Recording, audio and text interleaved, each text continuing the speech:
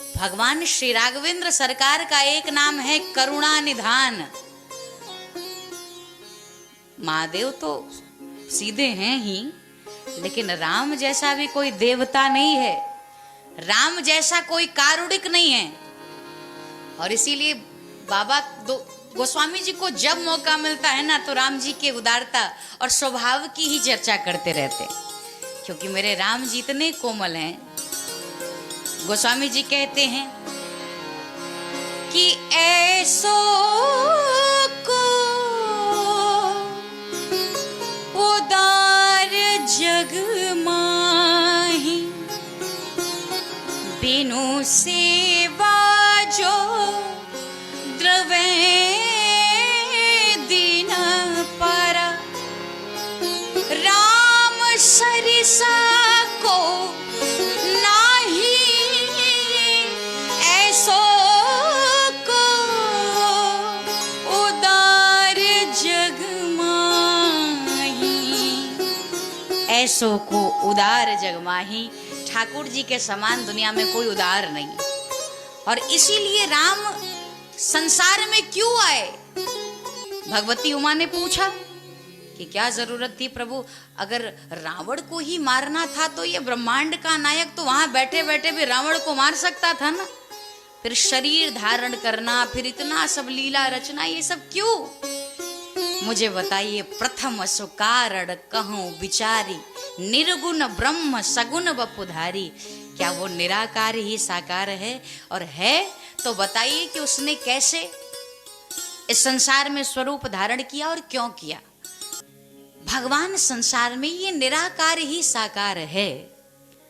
लेकिन एक बड़ा जो सबसे सुंदर कारण मुझे लगता है, बहुत सारे कारण हो सकते हैं, परमात्मा ऐसे नहीं आते, लेकिन फिर भी भगवान आए हैं ना, तो भैया भक्तों के लिए आए।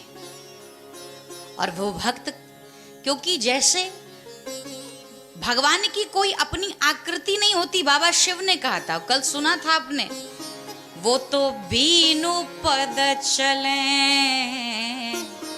सुने बीनु काना, कर बीनु करम, करे विधि नाना।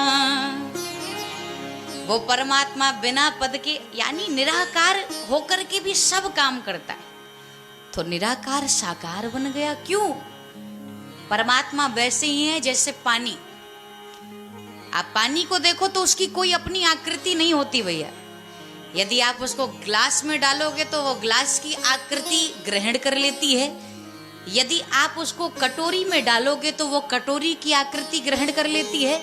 आप जिस भी पात्र में जल को भरेंगे तो जल उसी पात्र को ग्रहण कर लेता है। तो परमात्मा भी आपके भाव के अनुसार अपना शरीर धारण करता है। इस संसार में आपके भावना के अनुसार, बुलाने वाले के भाव के अनुसार आते हैं।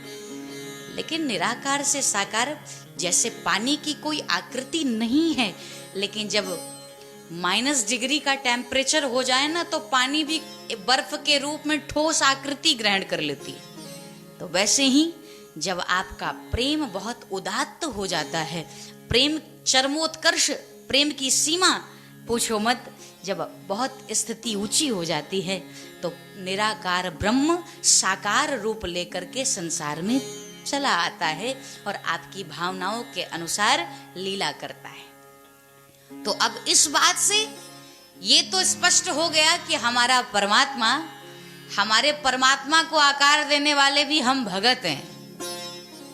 ठाकुर जी ने कहा, जिस भी भाव से हमें बुला लो, जिस दर पे ठिकाना है, वो दर कभी न ढूंढा,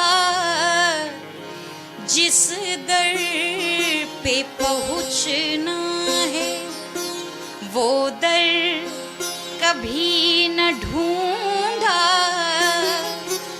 भगवान कह रहे हैं कि हम तो बस तुम्हारे हृदय में तो देख के, झांक के देखो अपने, हम बैठे हुए हैं। जिस दिन भाव से हमें पुकारोगे हम आ जाएंगे। लेकिन जिस दर पे ठिकाना है, वो दर कभी न ढूंढा। तो उस दर पर हृदय से गोविंद को याद करें, हृदय से परमात्मा को जिस दिन हम पुकारेंगे हमारे परमात्मा हमारे समीप होंगे। बोलो भक्त वत्सल भगवान की।